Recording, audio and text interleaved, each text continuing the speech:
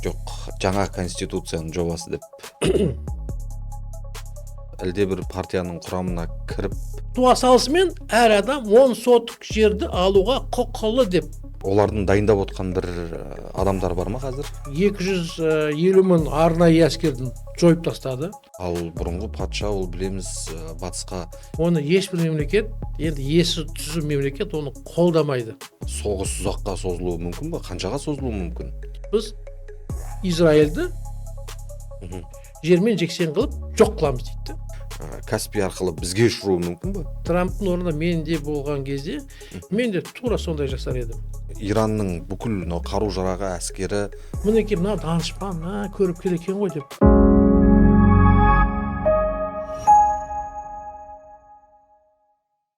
Армысыз көрермен, бүгін Мәлімнің сұхбат алаңында саясаткер Уәлихан Қайсаров. Қош келдіңіз. Қош көрдік. Көріспегелі біраз болып қапты. Иә. Бүгінгі тақырыбымызды таяу шығыстағы ахуалға арнағалы отырмыз. Қазір енді күннен күнге жағдай ушығып баратыр. Трамп осы соңғы мәлімдемесінде Иранның көшбасшысын таңдауға араласуы керек ақш деп айтты. Олардың дайындап отқан бір адамдар бар ма қазір? Олардың дайындап жатқан адамы ол бұрынғы патшаның ұлы, Пехлеви Ризавидің ұлы. Ол қазір Америка құрама штаттарында өмір сүріп жатыр. Ол неліктен? Өйткені Иранда біздің Қазақстан сияқты былай бір оппозицияның бір көшбасшысы жоқ. Өйткені ол өте қатаң диктаторлық, авторитарлық режим мемлекеті. Сондықтан кез келген оппозициялық ұйымдар, оппозициялық жеке тұлғалар болса, оларды бірден түрмеге отырғызады, жазалайды, атып тастайды. Сондықтан сондай бір қалыптасқан оппозициялық ұйым оларда жоқ. Бірақ халықты бәрібір қалай болса да бір көсем болу керек. Оны жаңағы алдына қоятын идеологияны қоятын, беретін көсем болу керек. Соңынан еретін көсем болу керек. Олар ойла, сол бұрынғы Ризаның баласын сол Иранның көсемін жасамақ, оппозиция көсемін жасамақшы. Өйткені шын мәнінде де қазір Иранда сол оппозициялық көсемге тапшы. Сондықтан олардың жаңағы Иранның көшбасшысының таңдауына араласамыз деген осы. Қалай болса да, мысалы, олардың өздерінің қазір ресми түрде тағайындалатын тетіктері бар, басшыны тағайындайтын тетіктері бар. Бірақ қалай болса да, олар айтты, кез келген басшыны біз бәрібір құртамыз, жоямыз деп. Сол жаңа сіз сұрағыңыздың негізгі себебі осы. Олар өткен Иран сол Пехлевиді қазір қоймақшы. Жалпы ол Иран халқы оған келісе ма? Бұл енді 50 жыл кейінгі шариғи заңмен өмір сүрген халық. Ал бұрынғы патша, ол білеміз, батысқа жақын, батыстық идеологиямен өмір сүрген еді. Иран халқы оған келіседі, менімше толық келіседі. Өйткені енді қанша 79 жыл болған революция, ол былай қарасаңыз 47 жыл. Сол кезінде жаңағы жас буын болған адам тұрғындар аз емес. Олардың айтуынша, жаңағы олардың көргенін бәрін айтады ғой жас буындарға. Сондықтан ол біріншіден. Екіншіден, мына Ираннан сыртқа шығып жатқан адамдар да аз емес. Европаны көріп жатқан, Американы көріп жатқан кезінде, мысалы, ол қазір ғой интернет жоқ, бұрын интернет болған. Сондықтан дамыған демократиялы мемлекеттер өмірді қалай сүріп жатыр, ол бәрін көрді. Сондықтан әлбетте олар европалық деңгейінде өмір сүреміз деп сондайға не олар армандап жүр. Және де, мысалы, қазір егер біз Иранды алатын болсақ, қанша 8 миллионға жуық адам жұмыссыз. Ол біріншіден. Оларға жаңағы жұмыс орындары керек. Оларға, мысалы, өз отбасын асырау керек. Және олардың заңдары өте қатаң.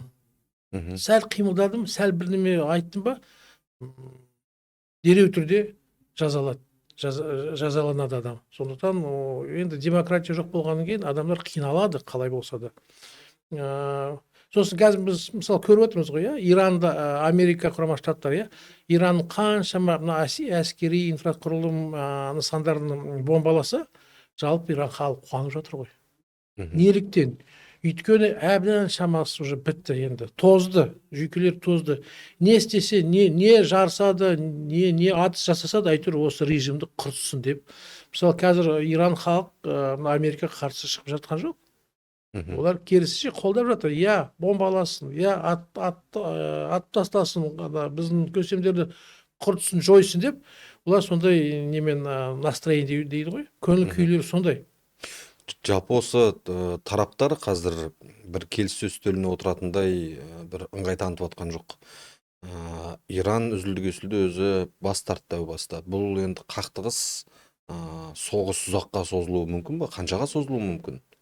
Бұл соғыс ұзаққа созылмайды. Өйткені мысалы біз егер 1991 жылдың Америка құрама штаттарының Иракқа шабуыл жасады ғой.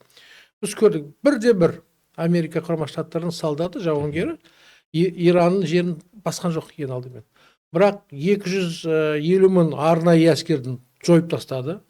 Регулярный әскер дейді ғой, 600 мың регулярный әскерді жойып тастады. Сосын Ирактың әскер өздері жан-жаққа қашып кетті. Көрдіңіз бе? Одан кейін бәрін әскердің күшін жойып тастағаннан кейін, одан кейін Америка құрама штаттары солдаттар кірді.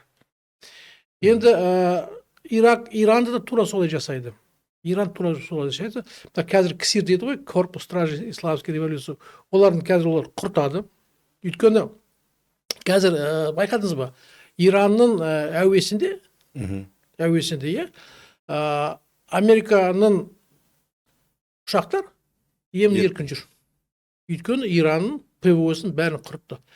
Мысалы, Иранда баллистикалық ракета дейді. Оларда негізі 8000 баллистикалық ракета болған. Бірақ ұшқаны қанша? 300 ба? 353 несі дана ғана. Қалғандар ұша алмай қалды. Неліктен? Өйткені Америка құрама штаттарының жаңағы нелері, бомбардировщиктер, он жаңағы жіберу нелерін установкалы, пусковой установкалы бәрін жойып тастады. Қазір сол 8000 ракета былай ашық айтқанда сол күйінде жатыр. Пайдасы еш жоқ. Иран көптеген қаруларын Ресейге берді деді ғой. Көптеген сарапшылар солай айтты. Енді Иранның өзінің жаңағы, сіз айтып отырсыз, өзінде қазір қару тұр, бірақ қолдана алмайды деп. Жалпы қолдана алмайды. Ала алмайды. Жалпы осы жағдайда Иранның бүкіл қару-жарағы, әскері сол әлденеше уақыт қарсы тұруға жете ма? Жоқ, олар таяу аралықта бірден басылып қала ма бәрі? Жоқ, Иранда қарсы тұра алады, тек қана айтқанда майда шүйде қару ғана қалды. Майда шүйде қару ғана қалды. Мысалы, ұшақтар бітті, ұша алмайды. Зымырандар ұша алмайды. Оларды қалған тек қана дрондармен, беспилотниктермен бітті. Автоматтар, пулеметтер бітті. Онымен қанша қазір бүгінгі заманда қанша соғыса аласыз онымен? Соғыса алмайсыз. Сондықтан Америкаға Иранды құрту үшін тек қана сол әскери бөлімшелерді жойып тастау. Ол енді Америкаға ешқандай қиындық тұрмайды. Бірақ базаларын атқылап жатыр ғой. Атқылап жатыр, сол атқылап жатыр. Жоқ, Иранның өзі ақш-тың таяу маңдағы. Бүгін ертең қояды. Бітті. Өйткені олардың қалған бірнеше ракета жіберетін установкалар қалды. Бірақ оны бір ракета жібергеннен кейін ол бірден спутниктен оның несін тауып алады да. Нелерін несін спутник арқылы. Атып түсіреді ғой жолай, мысалы қазір мысалы әскери қаншалық дамыған, мысалы зеңбіректің өзі бір рет атқаннан кейін 40 шақырым жерінде бір рет атты ма, бітті. Оны сол бірінші сырат ұшқаннан кейін сразу бірден қай жерде тұрған белгілі болады. Тура солай. Ол зеңбірек түгіл зымыран ол оңай ғой. Сондықтан енді 1-2 күн қалды Иранға. Осы Иранға Иранның Ресей мен Қытай бір үлкен серіктестері ғой. ел ішінде де тура солай айтылады. Бірақ қазір көріп отырмыз, Ресей бір қатаң қарсылық білдірумен шектелді, Қытай үндеген жоқ. Неге көмектеспей отыр, қол ұшын созбай отыр Иранға? Енді Ресейдің Иранға көмектесетін еш шамасы жоқ. Ол Украинаның өздерімен өздері арпаласып жүр. Экономиканың жағдайы келмейді қазір. Қалай болса да. Көмектесем десе де, көмектесе алмайды. Оларда несін бір-бірімен ортақ шекарасы жоқ. Қалай болса да. Ол біріншіден. Екіншіден Қытай. Қытай енді Каспий арқылы жіберу мүмкін емес пе? Каспиен бәрі ол не ғой, Иран несін флот жоқ. Ресейдің Каспийде флот қандай? Мен 1-2 катер бар шығар, бітті. Көрдіңіз бе? Ол ешқандай несін жасалмайды. Ол темір жол жоқ, мысалы, пойыз жіберетін кемелердің дәу үлкен жаңағы мұхит кемелер жіберетін жоқ, сухогруздар жоқ. Сондықтан ол жай еш әсер ете алмайды. Және де ол Иранға беретін не бар? Олар өздері Иранның жаңағы беспилотниктерді, дрондарды мысалы өздері сатып алып жүруде. Ал Қытайды алатын болсақ, Қытайдың бұл жерде екі мәселесі бар. Бірінші мәселесі ол шын мәнінде Иранның ядролық қару бағдарламасы бар екенін, оны ешбір мемлекет, енді есі түзу мемлекет оны қолдамайды. Қабылдамайды, қолдамайды. Ол өйткені Иран өздері айтып отыр, егер бізде ядролық қару болған кезде, ең біріншіден біз не істейміз? Біз Израильді жермен жексен қылып жоқ қыламыз дейді. Ол кәдімгідей экстремизм, терроризм мемлекеттік саясатының деңгейінде болып жатқан идеологиясы. Ол бірінші. Екіншіден, Иран егер ядролық қаруға ие бола алатын болса, онда әлбетте оны жаңағы хуситтерге береді, оны Хамасқа да береді, Хезболлах оларға да береді. Ал олардың көсемдері оны жер дүниежүзіне тарату мүмкін. Ешқандай жаңағы не бақылау да болмайды, не шектеу де ешкім оларға қоя алмайды. Керісінше олар Америкаға барып бірсе бір талап қояды. Одан кейін Қытайдың өзіне барып бір талап қою мүмкін. Сондықтан Қытай толық ядролық қарудың таратылуына қарсы. Біріншіден. Екіншіден, егер Қытай қазір тікелей Иранға көмектесемін дейтін болса, онда әлбетте Американың өзімен, мысалы, олар жағдай мәз емес. Мына Трамптың Америкаға көзқарасы өте сондай қатаң. Мысалы, қаншама пошлина баждарды көтерем дейді, мысалы, қаншама сауда саттық қысқартам дейді, ол екіншіден. Үшіншіден, Қытай өзі, мысалы, мұнайды шығармайды, өндірмейді. Сондықтан, егер қазір Иран толық бітшіт болатын болса, онда мұнайдың бағасы көтереді. Мысалы, күні кеше ғана дүйсенбі күні, мұнайдың бағасы 12%-ға көтерілді. Қазір 85. Ол кезде демалыстардың күндерінің ішінде 12%-ға көтеріліп кетті. Ал Қытай әлемдегі ең үлкен мұнай пайдаланып жүретін мемлекеттердің бірі. Сондықтан оларға мұнайдың бағасын көтеру, олар ешқандай пайда әкелмейді. Осы үш мәселені еске ала отырып, сіздің сұрағыңызға жауап осы. Демек, бұл шиеленіс үшінші дүниежүзілік соғысқа ұласып кетуі мүмкін деген пікір, ол қате пікір ғой? Ол қате пікір, өйткені үшінші дүниежүзілік соғыс басталу үшін Иранның жағына басқа мемлекеттер шығу керек, керек. Иран жаққа мына Қытай өзі үндемей тұрғанда, Ресей стратегиялық партнер болған өзінде, стратегиялық қаша былтыр ма алдыңғы сол келесі шартқа қол қойды ғой. Ол стратегиялық партнерлік деген нені білдіреді?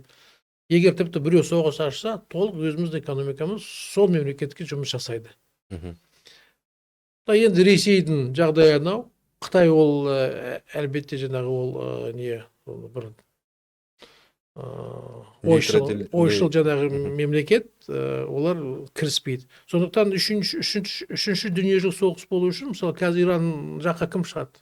Ол араб ел емес Иран. Олар парсы елдер. Араб мемлекеттер Иракқа шабуыл жасаған кезде, Ирак араб мемлекеті, иә. Соның өзінде, мысалы, араб мемлекеттерде не біршілік жоқ, Мгм. бірлік жоқ оларда. Олар, мысалы, Саддам Хусейнге, Иракқа ешбір көмек жасаған, көрсеткен жоқ. Араб ел болып тұра, иә.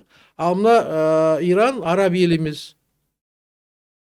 Керісінше, Иран өзі басқа 12 мемлекет, араб мемлекеттерін өзінің, мысалы, иә, шабуыл ракета несін жіберіп, Атқылап отыр, иә. несін базаларды, мысалы, иә, атқылап жатыр. Сондықтан қазір Иранның жаққа шығатын кім бар? Мгм. Сондықтан бұл үшінші дүниежүзілік соғыс болу ешқандай мүмкіндік жоқ. Енді мына туралы айтайықшы, мысалы, Иранның атқан зымырандары Түркия қағып түсірді біреуін, екіншісі кеше жаңағы Әзербайжанның әуежайына келіп түсті.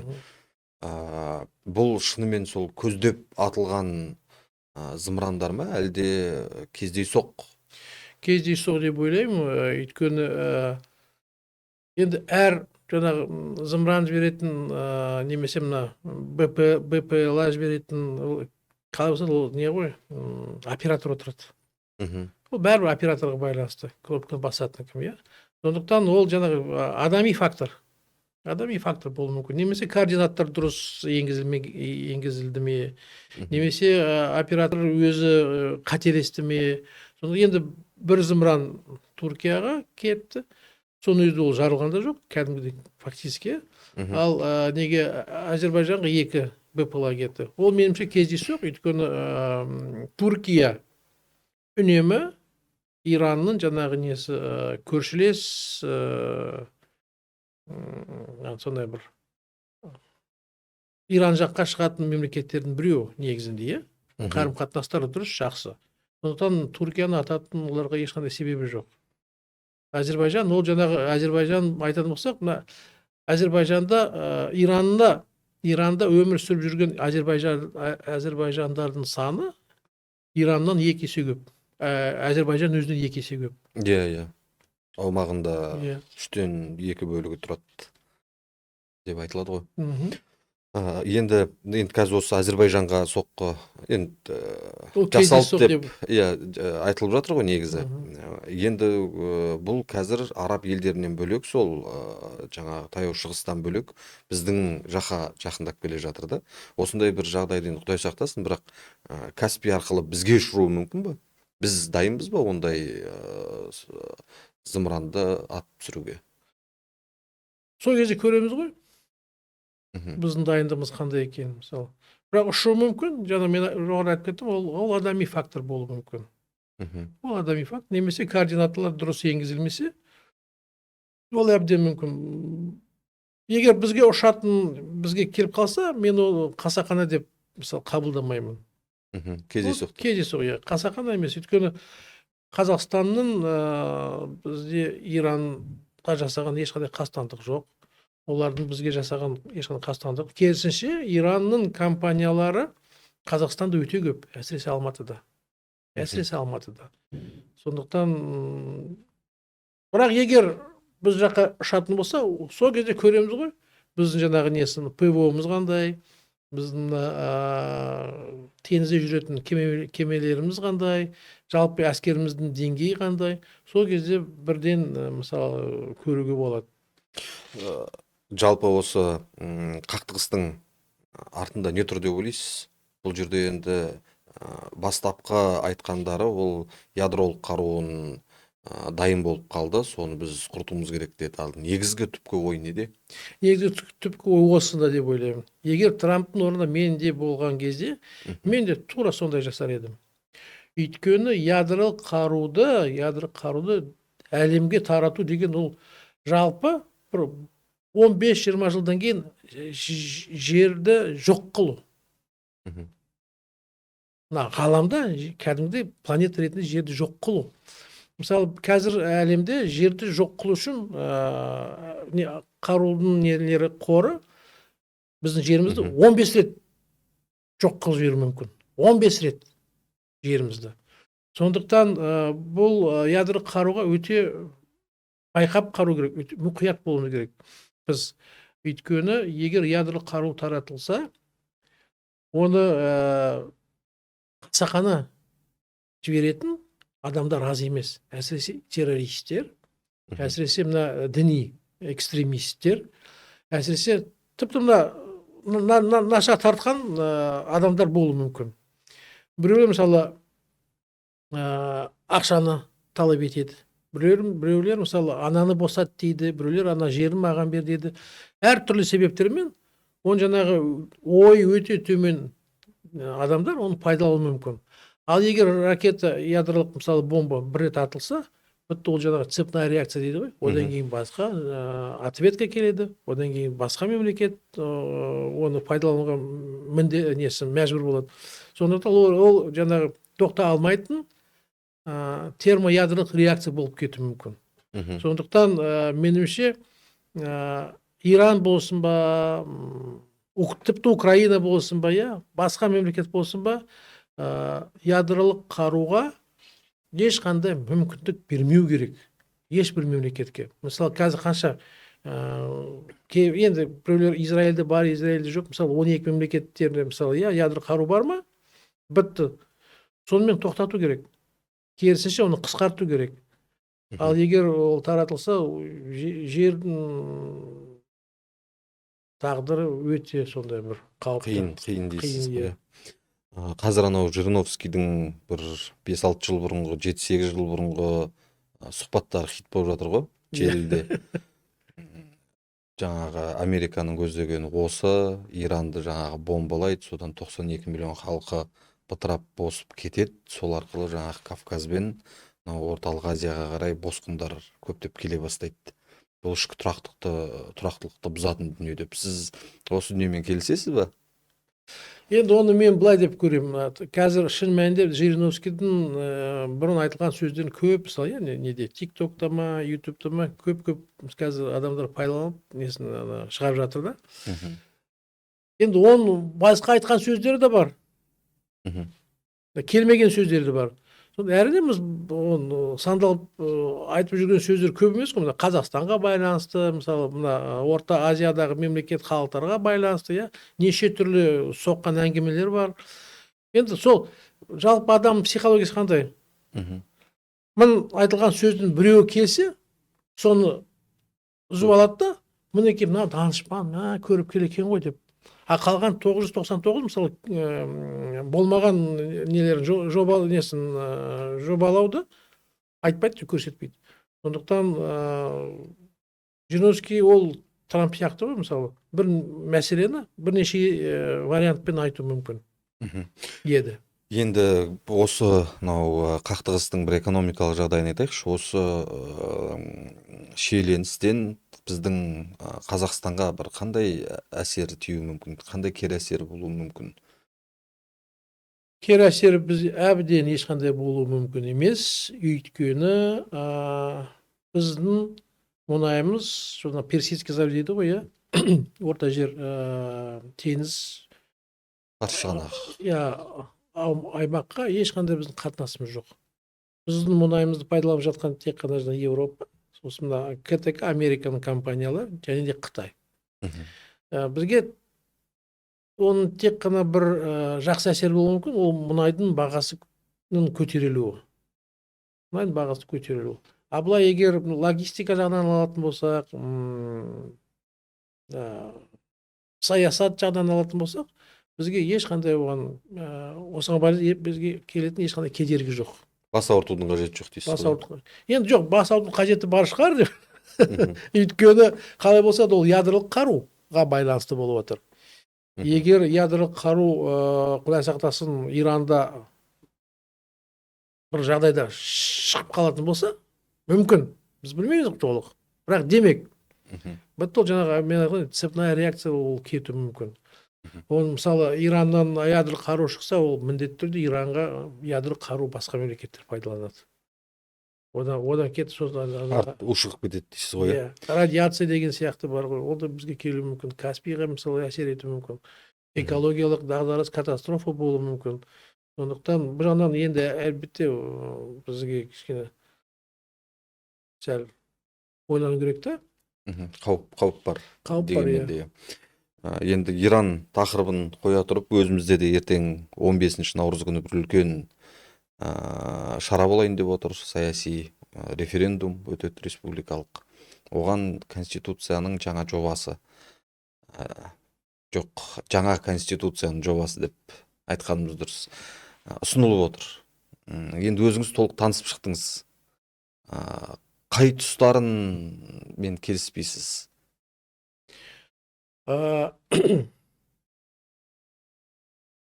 Төрт ең маңызды Мгм. тақырып бар, меніңше. Мен оқыған конституцияда мен өзім төрт тақырыпқа өте сондай бір зор көңіл бөлдім. Оның біріншісі жаңағы президенттің өз жарлығымен вице-президент тағайындауы. Ол негізі былай қарасаңыз 1-2 елде ғана, жалпы басқа мемлекеттерде ондай жоқ. Вице-президент ол егер ертең бір жағдай болып қалған кезде, президентпен бір жағдай болып қалған кезде, вице-президент сол президенттің қызметін атқаратын лауазымды адам. Сондықтан ол да президент сияқты халықтан алынған жаңағы несін полномочия, өкілеттілігі болу керек. Халық оған жаңағы сенім артқан өкілеттілігі болу керек, Сондықтан ол да президентпен қоса сайлану керек. Президентпен қоса. Ал егер президент мысалы бүгін біреуді вице-президент қылса, ертең басқа біреуді вице-президент қылса, үшінші келесі тағы да басқа біреу вице-президент қылса, ол жаңағы халықтан ешқандай өкілеттілігін алған болып шықпайды. Халықтың таңдауы жоқ. Халықтың таңдауы жоқ, сондықтан ол халықты билеудің ешқандай құқығы жоқ. Сондықтан вице-президенті болсын, мен қарсы емеспін, болсын, бірақ вице-президент келесіз президенттік сайлау науқанынан бастап президентпен қоса сайлансын. ақш-тың Тура ақш-тың несінің принциптері сияқты, жарақмалы. Мысалы, сонда ел көреді, біздің президент осы екен. Ал егер бір ауырып қалса, өліп қалса, бір сондай бір жағдайға ұшырап қалса, оның орнына вице-президент президент болады екен деп, сондай болу керек. Өкінішке орай, бұл конституцияда ондай тетіктер көзделмеген. Ол президенттің тек қана өзінің жеке құзыреті. Вице-президент кімді қоям, соны қоям, сендер үндемейсіңдер деп. Бір жағынан халыққа да түсінікті болады дейсіз ғой, ол жаңағы кәдімгі ізбасар секілді болады ғой. Келесі жолғы сайлауда ең алдымен орынбасар дейікші. Ең алдымен орынбасар. Ізбасар емес. Ізбасар ол кейл, Өйткені ол жаңағы бір кенеттен болған жағдайға көзделген лауазым ғой.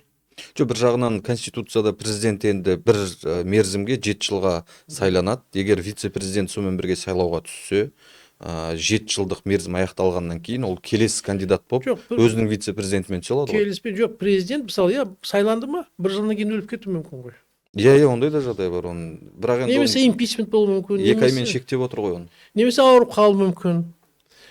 Қалай болса 2 ай ма, 3 ай ма, ол 2 айда да елді басқару керек қой. Оған да елден алған несін мандат болу керек қой. Тура 2 ай түгіл 2 күнге мысалы, елді басқаратын мандат болу керек елден. Ол жоқ. Ол біріншіден. Екіншіден, қазір сенат алып тастады ғой. Парламентке сайлана алатын тек қана жаңағы партия арқылы депутаттар бола алады.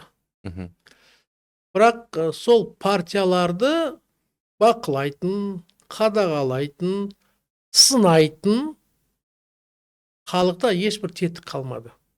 Сондықтан сенаттың орнына тікелей халықтың арасынан адамдарды сайлау керек.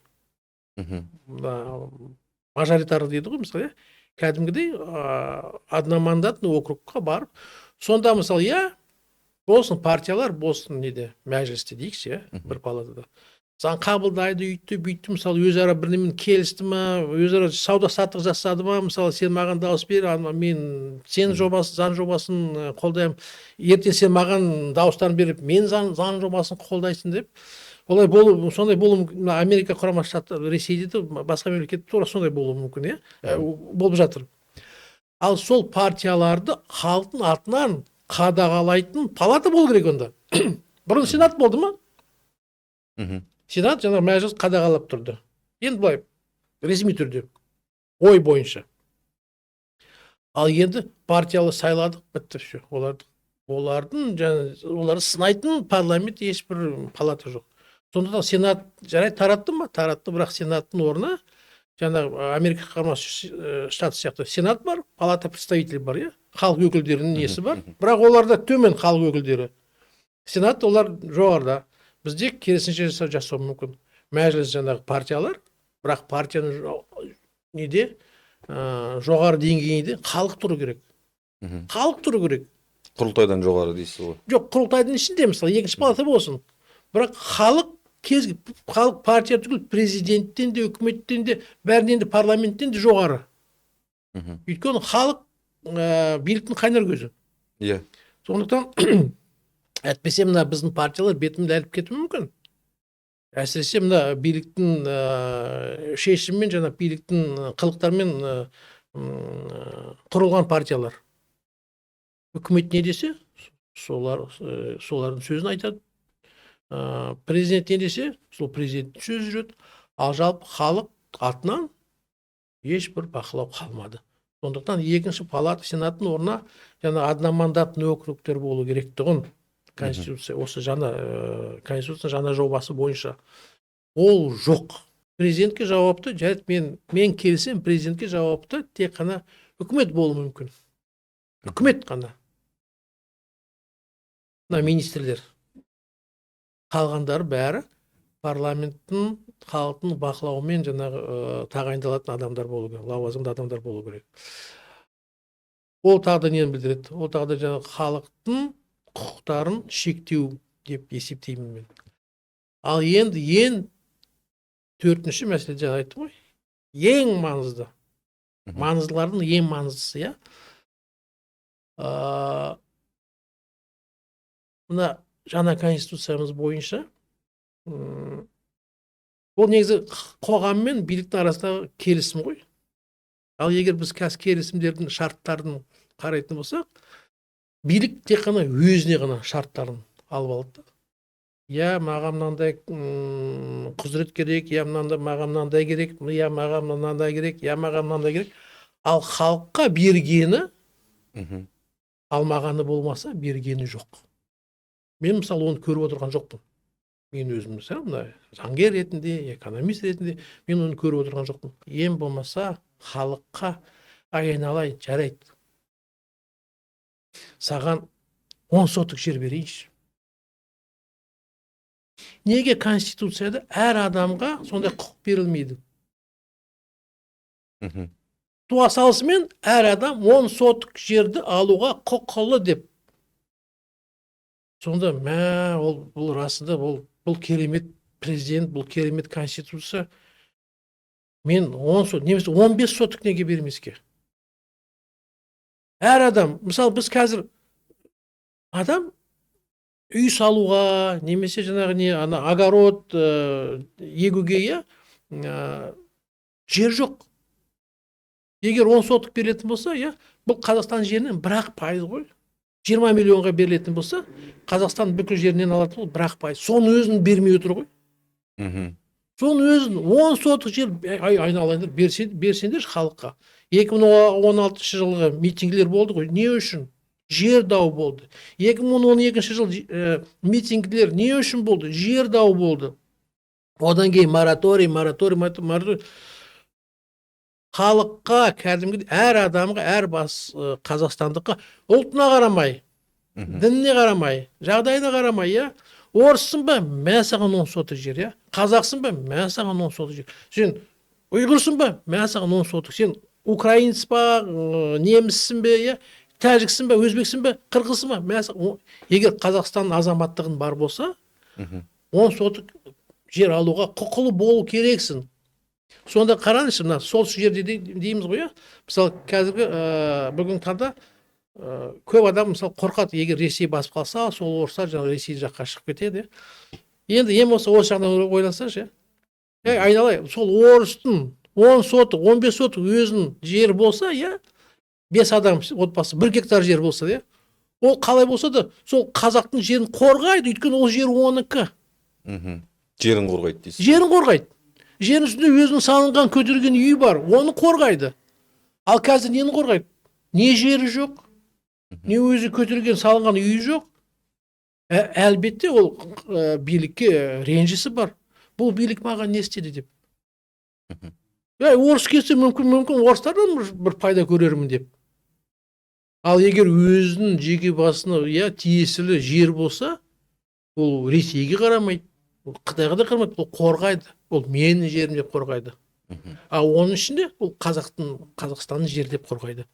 Сондықтан мен былай ойлаймын да, ең болмаса 15 сотық демейікші. Бірақ меніңше, егер мен болғанда, мен 15 сотық берер едім. Кез келген, мысалы, бүгін туды ма баласы, ертең әбден уже бір аяқ көрде, жаңағы Құдай сақтасын, қариялар бар, мысалы, 100-ге келген. Соған дейін 15 сотық жері беру керек. Сонда бір отбасы, мысалы, 5 адам болса, 6 адам болса, мінекей 1 гектар жерсі. Осы неге Конституция енгізбеске? Ал егер халыққа, әр адамға 10-15 сотық берсе, Конституцияға енгізілсе, бітті. Бәрі қолдап шығады дейсіз ғой. Бәрі қолдап шығады біріншіден, ертең Қазақстан менің жерімде бәрі айтатын болады. Менің жерім, менің елім, деп айтатын болады. Және де әр адам бұл билікке, бұл елге, бұл мемлекетке мәз болады. Әйтеуір мен үшін, әйтеуір маған бір неме жасады ау деп. Жарайды, президент не істесін, соны істей ме, жарайды, көндік. Мынау керек па? Бірақ маған да бір немені берші. Маған да мен үшін де бір жағдай жасашы. Ары қарай өзім білем, үйді қалай көтерем, оны мысалы огород егем ба, екпейм бе. Немесе бір үлкен, өзбектер, тәжіктер сияқты үлкен үй жасап, жаңағы, бірнеше отбасы бірге тұрады. Енді 5 адам, мысалы 6 адам 1 гектар жер, ол әжептәуір жер. Көпшілік даусымен Конституция қабылданып кетіп, енді 1 шілде жаз айларында құрылтай сайлау өтетін болса, әлде бір партияның құрамына кіріп, құрылтайға өтуге көңіліңіз қандай? Ондай ойыңыз бар ма? Меніңше, кез келген мүмкіндік арқылы құрылтайға кіру керек. Жалпы мен өзім айтып тұрған жоқпын. Жалпы негізі кез келген саясатта жүрген адамдардың айтып отырмын да. Егер менде ондай мүмкіндік болса, мен де оны пайдаланам. Бірақ менде жоқ болса, басқаларда болуы мүмкін. Кез келген есі дұрыс адам, сол парламентке, құрылтайға құрамына кіріп, оның ішінде ел үшін жұмыс жасау керек. Сұхбат бергеніңізге рахмет. Құрметті көрермен, бүгін біздің студиямызда дәстүрлі қонағымыз белгілі саясаткер Уәлихан Қайсаров болды. Біздің YouTube арнамызға жазылып, лайк басып, пікір қалдыруды ұмытпаңыздар. Жүздескенше.